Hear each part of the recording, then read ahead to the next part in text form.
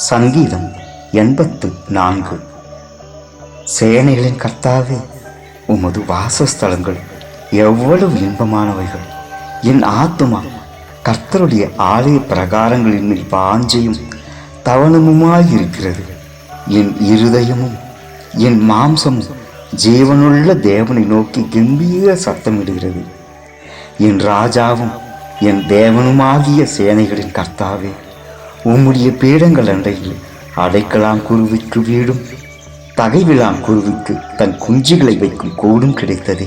உம்முடைய வீட்டில் வாசமாயிருக்கிறவர்கள் பாக்கியவான்கள். அவர்கள் எப்பொழுதும் உம்மை துதித்துக் கொண்டிருப்பார்கள். உம்மிலே பலன் கொள்ளுகிற மனுஷனும் தங்கள் இருதயங்களில் செவ்வையான வழிகளை கொண்டிருக்கிறவர்களும் பாக்கியவான்கள்.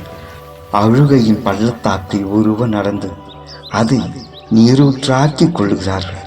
மழையும் குளங்களை நிரப்பும். அவர்கள் பலத்தின் மேல் பலம் அடைந்து சீயோனிலே தேவ சந்நிதியில் வந்து காணப்படுவார்கள். சேனைகளின் தேவனாகிய கர்த்தாவே, என் விண்ணப்பத்தை கேளும். யாக்கோவின் தேவனே, செவிகொடும்.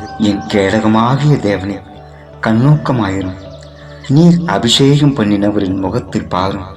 1000 நாளை பார்க்கிலும் உமது பிரகாரங்களில் செல்லும் ஒரே நாள் நல்லது. ஆகாமிய கூடாரங்களில் வாசமாயிருப்பதை பார்க்கிலும் என் தேவனுடைய ஆலயத்தின் வாசற்படியில் காத்திருப்பதையே தெரிந்து கொள்வேன். தேவனாகிய கர்த்தர் சூரியனும் கேடகமும் ஆனவர். கர்த்தர் கிருபையையும் மகிமையையும் அருளுவார். உத்தமமாய் நடக்கிறவர்களுக்கு நன்மை வழங்காதிரார். சேனைகளின் கர்த்தாவே, உம்மை நம்பியிருக்கிற மனுஷன் பாக்கியவான்.